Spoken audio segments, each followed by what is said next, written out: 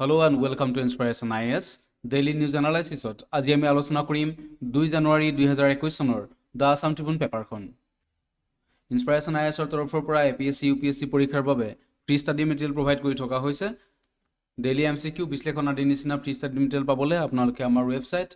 www.inspirationis.org visit কৰিব পাৰে। লগতে আমাৰ social media platform Facebook, Instagram, YouTube channel আৰু টেলিগ্ৰামৰ পৰা আপোনালোকে আমাৰ ফ্ৰী ষ্টাডি মেটেৰিয়েলসমূহ ডাউনলোড কৰিব পাৰে। আমাৰ APSC UPSC ফাউণ্ডেশ্যন বেটছৰ অনলাইন অফলাইন দুইটা মাধ্যমতে ক্লাছ চলি আছে। আপোনালোকে নিজকে এনৰোল কৰিবলৈ আমাৰ ফোন নম্বৰত যোগাযোগ কৰিব পাৰে। এতিয়া চাওক আজি আসাম ট্ৰিবিউনৰ প্ৰধান ইম্পৰ্টেণ্ট টপিক কেইটা। প্ৰথম ইম্পৰ্টেণ্ট টপিকটো হৈছে India joins United Nations Security Council as world confronts changing reality. So' ইণ্ডিয়াই যোৱাকালি অৰ্থাৎ 1 জানুৱাৰী তাৰিখে ইউনাইটেড নেশ্যনছ ছিকিউৰিটি কাউন্সিলৰ নন পাৰ্মানেণ্ট মেম্বাৰ হ'বলৈ সক্ষম হৈছে। আৰু ইণ্ডিয়াৰ লগতে যি আমাৰ এছিয়ান কাণ্ট্ৰিজ আছে সেই এছিয়ান কাণ্ট্ৰিজৰ ভিয়েটনামে আপোনাৰ ইণ্ডিয়াৰ লগতে নন পাৰ্মানেণ্ট মেম্বাৰশ্বিপ পাইছে ইউনাইটেড নেশ্যনছ ছিকিউৰিটি কাউন্সিলৰ। আৰু ইণ্ডিয়াই ইণ্ডোনেছিয়াক ৰিপ্লেচ কৰিছে। ইণ্ডোনেছিয়া বৰ্তমান নন পাৰ্মানেণ্ট মেম্বাৰ হৈ থকা নাই। আৰু আমি যদি ইউনাইটেড নেশ্যনছ ছিকিউৰিটি কাউন্সিলৰ বিষয়ে সংক্ষেপে দুটা কথা জানিব পাৰোঁ এইটো ভাল হয়। যেনেকৈ ইউনাইটেড নেশ্যনছ ছিকিউৰিটি কাউন্সিলৰ হেডকোৱাৰ্টাৰ হৈছে নিউয়ৰ্কত। আৰু United Nations Security council form হৈছিলে আপোনাৰ 24 অক্টোবৰ 1945-ত। আৰু পাৰ্মানেণ্ট মেম্বাৰ কোনকেইখন দেশৰ আছে? China, France, Russia, United Kingdom আৰু ইউনাইটেড ষ্টেটছ। আৰু ইয়াতে থাকে 5 পাৰ্মানেণ্ট মেম্বাৰ আৰু 10 countries of non permanent member. So' non permanent মেম্বাৰত ইণ্ডিয়া সমন্বিতে Indonesia, Ireland, Kenya, Mexico, Niger, Norway, Saint Vincent and Grenadines, Tunisia and Vietnam. So' এইকেইখন দেশ non permanent member হিচাপে ইউনাইটেড নেশ্যনছ ছিকিউৰিটি কাউন্সিলত আছে। আৰু এই যি UNSCৰ প্ৰেচিডেঞ্চিপ যিটো আপোনাৰ নন পাৰ্মানেণ্ট মেম্বাৰৰ ক্ষেত্ৰত, তো ইণ্ডিয়াই অহা আগষ্ট মাহত ইয়াৰ প্ৰেচিডেঞ্চিপ পাব। চ' নেক্সট ইম্পৰ্টেণ্ট টপিকটো হৈছে অন্ধ্ৰ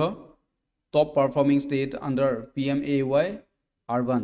তো Andhra Pradesh has emerged as one of the top performing states under Pradhan Mantri Awas Yojana PMAY urban. চ' প্ৰধানমন্ত্ৰী আৱাস যোজনাৰ যি আপোনাৰ আৰবান এৰিয়াৰ অন্ধ্ৰপ্ৰদেশে ভাল পাৰফৰ্মেঞ্চ দিছে। আৰু অন্ধ্ৰপ্ৰদেশ ষ্টেটখনে এই যি প্ৰধানমন্ত্ৰী আৱাস যোজনা ইয়াতে টপ কৰিছে। The central government department of housing and urban affairs has announced that. কোনে এনাউন্স কৰিছে? Central government department of housing and urban affairs announce that Andhra Pradesh has bagged the best performance in 3 categories. 3টা কেটেগৰিজত পাইছে best practice, innovation and best project practice. So' এই 3টা ছেক্টৰত এই 3টা কেটেগৰিত যি কেটেগৰাইজ কৰা হৈছিলে আৰু সেই ভিত্তিতে অন্ধ্ৰপ্ৰদেশক টপ ৰেংকত ৰখা হৈছে। The state has also' been selected for project monitoring tools and innovative construction technology under the special award category. So' project monitor tools আৰু ইন'ভেটিভ কনষ্ট্ৰাকশ্যন টেকন'লজিৰ ক্ষেত্ৰতো অন্ধ্ৰপ্ৰদেশ ছিলেক্ট হৈছে। চ' এতিয়া চাওক আজি আসাম ট্ৰিবিউনৰ নেক্সট ইম্পৰ্টেণ্ট টপিকটো community fishing prohibited in Deepor Beel. দীপৰ বিলত যি আমি সচৰাচৰ জানো, সচৰাচৰ শুনি আহিছোঁ যে যিটো কমিউনিটি ফিচিং কৰা হয়, সমূহীয়া যিটো মাছ মৰা পদ্ধতি, সেইটো বিশেষকৈ আপোনাৰ জানুৱাৰী মাহত মাঘ বিহুৰ আগে ভাগে বা মাঘ বিহুৰ সময়ত এই যিটো ফিচিং কৰা হয়। আৰু এইবাৰ এই ফিচিংটোৰ বন্ধ কৰিবলৈ তাত 146 ধাৰা মানে CRPC এক্টৰ যিটো 144 ছেকশ্যন 144 সেইটো তাত লাগু কৰা হৈছে, যাতে তাত কোনো ধৰণৰ ফিচিং এক্টিভিটি নহয়। সেইটোৰ প্ৰতি লক্ষ্য ৰাখি দীপৰ বিলৰ এৰিয়াত 144 জাৰি কৰা হৈছে।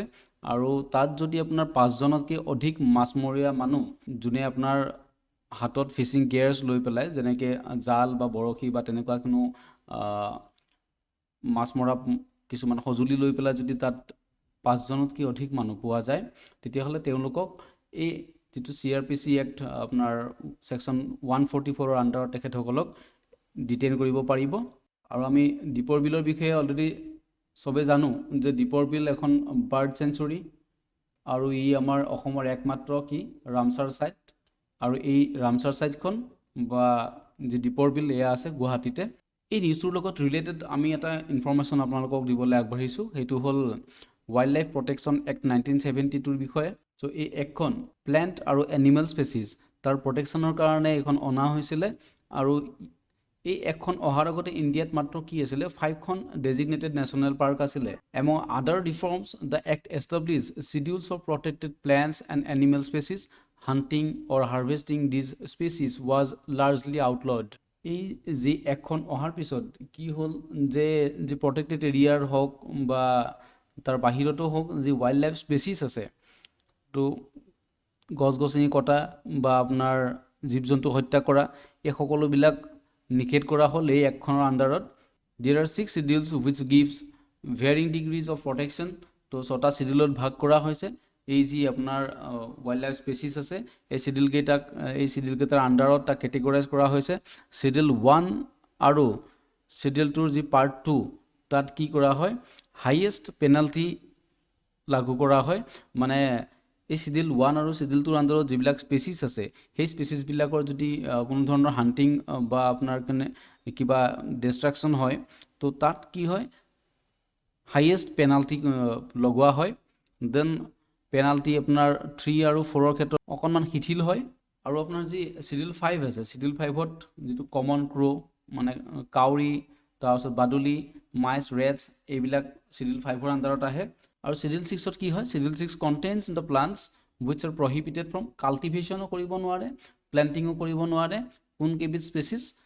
বেডমছ cycad then blue vanda kuth lady slipper orchids then pitcher plant red vanda এইকেইটা স্পেচিছ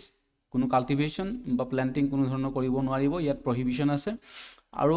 যি কনষ্টিটিউশ্যনেল প্ৰভিজনছ আছে ৱাইল্ড লাইফ এক্টৰ সেইখিনি অকণমান চাই লওঁ Article 48A of the Constitution of India directs the state to protect and improve the environment and safeguard wildlife and forest. তো ভাৰতীয় সংবিধানৰ যি আৰ্টিকেল 48A আছে তাৰ আণ্ডাৰত কি কৰা হৈছে যে যি এনভাইৰনমেণ্ট হওক বা আমাৰ যি ৱাইল্ড লাইফ বা ফৰেষ্টক প্ৰটেকশ্যন দিয়াৰ কথা ইয়াত উল্লেখ কৰা হৈছে this article was added to the constitution by 42nd amendment in 1976 তো 42তম যিটো এমেণ্ডমেণ্ট হৈছিলে 1976ত সেইটোৰ দ্বাৰা কি কৰা হৈছিলে এই যি 48A এই আৰ্টিকেলটো কনষ্টিটিউশ্যনত ইনক্লুড কৰা হৈছিলে article 51A imposes certain fundamental duties for the people of India কিছুমান ফাণ্ডামেণ্টেল ডিউটিজ আছে তাৰ ভিতৰত কি হয় যে যিটো protect and improve the natural environment including forest lakes then river and wildlife and to have compassion for living creatures so' fundamental ৰাইটছৰ ভিতৰত কি আছিলে যে এনভাইৰনমেণ্ট ইনক্লুডিং ফৰেষ্ট হওক বা লেক হওক দেন কোনো নদী বা যিকোনো ধৰণৰ ৱাইল্ড লাইফক কি কৰিব লাগে যে যি আমি সংৰক্ষণ কৰিব লাগে তাৰ বিষয়ে আপোনাৰ ক'তো আছে ফাণ্ডামেণ্টেল ডিউটিজতো আমাৰ উল্লেখ কৰা আছে চ' নেক্সট ইম্পৰ্টেণ্ট টপিকটো চাইছোঁ Assam agricultural university plan to generate ₹100 crore revenue uplift rural economy so' Assam agricultural university ক'ত আছে যোৰহাটত আছে যোৰহাটত আছাম এগ্ৰিকালচাৰেল ইউনিভাৰ্চিটি আছে আৰু যিখন আপোনাৰ 1969ত এষ্টাব্লিছ হৈছিলে চ' এই ইউনিভাৰ্চিটিখনে কি কৰিছে এটা খুব ভাল বলিষ্ঠ পদক্ষেপ হাতত লৈছে যে কি অসমৰ যি গ্ৰাম্যাঞ্চলৰ অৰ্থনৈতিক ব্যৱস্থা আছে সেই অৰ্থনৈতিক ব্যৱস্থাটো আপলিফ্ট কৰিবলৈ সেই অৰ্থনৈতিক ব্যৱস্থাটো উন্নত কৰিবলৈ তেখেতসকলে এটা পদক্ষেপ হাতত লৈছে 5 বছৰৰ এটা প্লেন লৈছে যাৰ পৰা তেখেতসকলে কি আশা কৰিছে যে ₹100 crore 100 কোটি এটা ৰেভিনিউ তেখেতসকলে কালেকশ্যনৰ কাৰণে এটা প্লেন হাতত লৈছে য'ত মানুহখিনিক কি কৰা হ'ব অৰ্থনৈতিকভাৱে কেনেকৈ সবল হ'ব পাৰি তাৰ বিষয়ে শিক্ষা দিয়া হ'ব সেই মানুহখিনিক এগ্ৰিকালচাৰেল ছেক্টৰত কেনেকৈ আপলিফ্ট কৰিব পাৰি সেই মানুহখিনিক লেটেষ্ট টেকন'লজিৰ লগত কেনেকৈ চিনাকি কৰাই দিব লাগে তো তেনেকুৱা ধৰণৰ কিছুমান পদক্ষেপ ইয়াত হাতত লোৱা হৈছে the vice chancellor doctor Bidyut Chandan Deka announce the 17-point action plan তেখেতসকলে এটা 17-point এক্সন প্লেন এটা হাতত লৈছে যাক নাম দিয়া হৈছে আমাৰ গাঁও আমাৰ গৌৰৱ our village our pride which was to be implemented from this year and will focus on enhancing the rural economy so এইটো বছৰৰ পৰা ইমপ্লিমেণ্ট কৰা হ'ব নেক্সট 5 বছৰৰ টাৰ্গেটত এই গোটেই যিখিনি তেখেতসকলৰ প্লেন এইখিনি এক্সিকিউট কৰি পেলাই 100 কোটি টকাৰ এটা ৰেভিনিউ কালেকশ্যনৰ কাৰণে তেখেতসকলে প্ৰকল্প এটা হাতত লৈছে The Vice Chancellor stated that the plan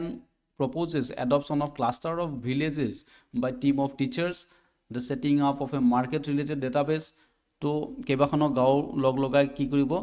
এটা টিম অফ টিচাৰ্ছক গোটাই দিয়া হ'ব তেখেতসকলে তাত যি সমুচিত জ্ঞান সেয়া তেখেতসকলে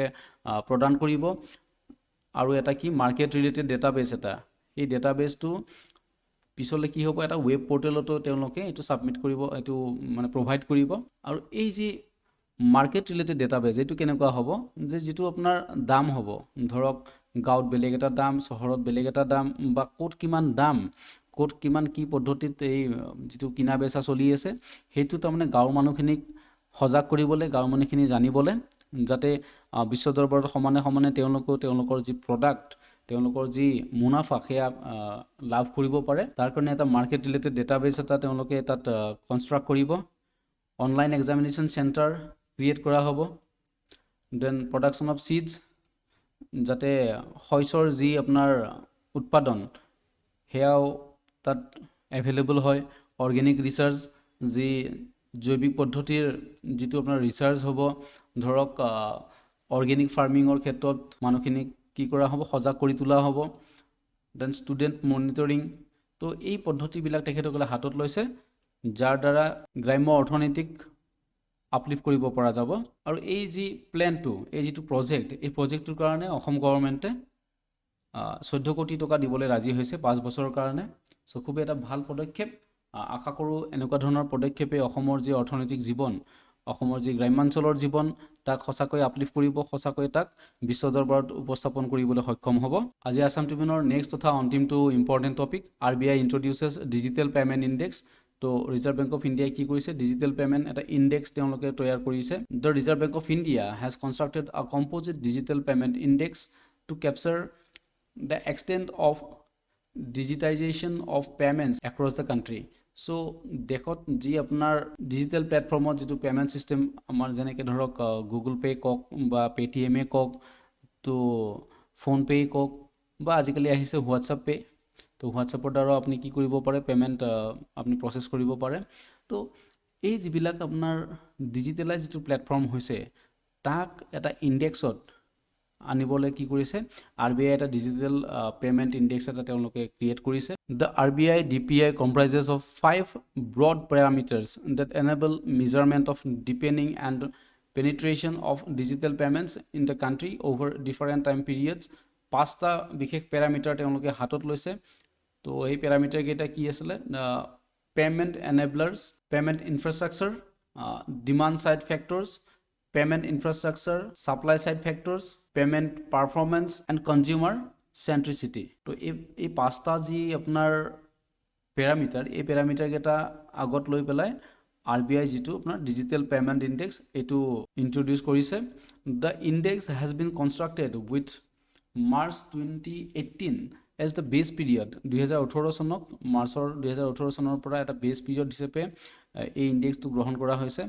উইথ আ DPI মানে যেটো digital payment index score of 100 the DPI for March 2019 and March 2020 work out to 153.47 মাৰ্চৰ আপোনাৰ যেটো 2019 তাত আপোনাৰ কি হয় যেটো ডিজিটেল পেমেণ্ট ইণ্ডেক্স হেয়া 153.47 আৰু 207.84 আপোনাৰ মাৰ্চ 2020 লৈকে the RBI DPI shall be published on RBI's website on a semi-annual basis from March 2021 onwards with a lag of 4 months. কি কৰিব যে সেমি অ্যানুৱেল বেসিছত এই যি ডিজিটেল পেমেণ্ট ইণ্ডেক্স এইটো RBI ৱেবছাইটত এইটো পাবলিছ কৰা হ'ব সো আজি আসাম ট্ৰিবিউনৰ ইমানখিনি ইম্পৰ্টেণ্ট টপিক আছিলে এনেকুৱা ধৰণৰ ভিডিঅ'সমূহ পাবলৈ আপোনালোকে আমাৰ ইউটিউব চেনেলটো লাইক সাবস্ক্ৰাইব আৰু শ্বেয়াৰ কৰিব ধন্যবাদ